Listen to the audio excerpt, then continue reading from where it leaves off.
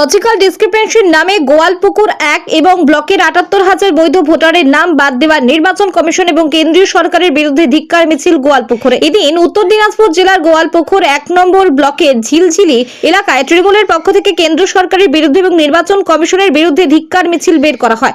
প্রধানমন্ত্রী নরেন্দ্র মোদী, অমিত শাহ, সুকান্ত মজুমদার এবং নির্বাচন কমিশনের পুষ্পতুল জ্বালিয়ে বিক্ষোভ দেখায় তৃণমূল নেতৃত্বরা এবং গোয়ালপুকুরের জনসাধারণ। আজকের এই বিক্ষোভ কর্মসূচি শেষে জেলা পরিষদের সহকারী সভাধিপতি গোলাম রসুল এবং তৃণমূল ব্লক সভাপতি আহমেদ রেজা এই আরোর হাতে স্মারকলিপি তুলে দেয়।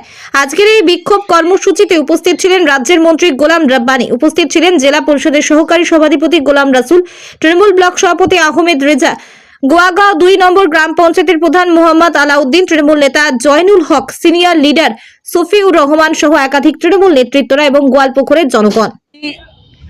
जिस तरह से हरियाणा में वोट चोरी करके पावर में आई, जिस तरह से महाराष्ट्र में वोट चोरी करके पावर में आई, जिस तरह से दिल्ली में वोट चोरी करके पावर में आई, जिस तरह से बिहार में, उसके बाद जो उड़ीसा में सब जगह वोट चोरी करके पावर में आई है, ठीक इसी तरह से बंगाल को टारगेट बीजेपी रखी थी।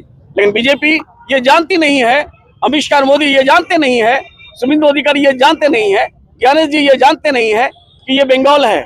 यहाँ पढ़े लिखे लोग रहते हैं, या बुद्धिजीवी समाज के लोग रहते हैं। ये लोग हिंदुस्तान की आज़ादी में सबसे बड़ा इनका हिस्सा था। हिंदुस्तान पर बंगाल बाहर हो जाता तो हिंदुस्तान शायद आज़ाद नहीं होता। तो वो स्टेट में आज जो है बेईमानी करने के लिए आया है। इसलिए इस बेईमानी के खिलाफ हमारे मुख्यमंत्री ममता बंदोपाध्याय, जिन्होंने कभी कोई सोचा भी नहीं था कि सुप्रीम कोर्ट में जाकर के बंगाल को बचाने के लिए, बंगाल के वोटर्स को बचाने के लिए, बंगाल के लोगों को बचाने के लिए, बंगाल के डेमोक्रेसी, इंडियन डेमोक्रेसी को बचाने के लिए वो सुप्रीम कोर्ट पहुंचेगी। ये पहले इतिहास हुआ है। ये हिंदुस्तान में पहली बार हुआ है कि किसी मुख्यमंत्री ने अपने स्टेट के लोगों का, वोटर्स को बचाने के लिए जो है सुप्रीम कोर्ट में लड़की है। गर्ल्स स्कूल के सरजमीन में हम लोग एसआईआर जब से नोटिफिकेशन हुआ था, हम लोग एसआईआर में सब फॉर्म फिलअप किए। हम लोग 2,48,300 कितना का हम लोग फॉर्म फिलअप किए। उसके बाद कुछ कट के जो शिफ्टिंग हो गया है, जो डेथ हो गया है, उसके बाद कुछ कटा, उसको भी हम लोग मान लिए। 2,36,000 या 2,42,000 या 2,38,000 फिर वापस हम लोगों को बोला कि नहीं ये नाम सही है। उसके बाद फिर 3200 नाम का हियरिंग का लिस्ट आया कि ये सब आदमी का नाम सही नहीं है, इसमें शक डाउट लग रहा है। तो फिर 3200 आदमी का हमारे ब्लॉक में बीडीओ साहब के निगरानी में और जितने भी गवर्नमेंट कर्मचारी था, स्टाफ था, उनके निगरानी में हियरिंग हुआ। अभी तो हियरिंग खत्म नहीं हुआ, फिर हियरिंग आपका 99,000 फिर लॉजिकल डिस्टर्बेंस फोन करके भेज दिया गया। उसके बाद फिर उसका भी हियरिंग चलाए हम लोग, उसका भी हम लोग मान लिया कि चलिए हो ही सकता है। असेंबली কনস্টিটিউয়েন্সিতে আমাদের এমআইসি জনাব গোলাম রাব্বানি সাহেবের মানে ইসের মোতাবেক আর আমাদের জেলা পরিষদের সহকারী সভাধিপতি আমরা এসে আমরা একটা মানে অবস্থান বিক্ষোভ আমরা করলাম।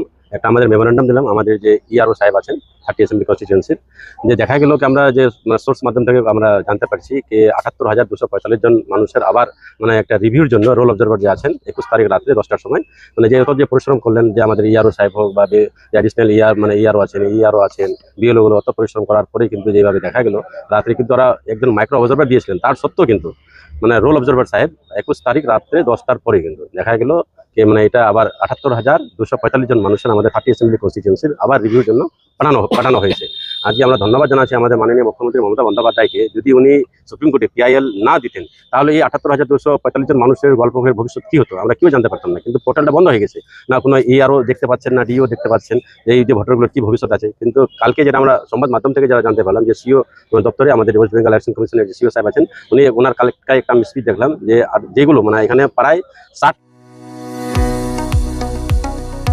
কোতুলপুরে সর্বপ্রথম এমআরআই পরিষেবা যুক্ত 110 বেডের মাল্টি স্পেশালিটি হসপিটাল হল মেডিকেয়ার জেনারেল হসপিটাল।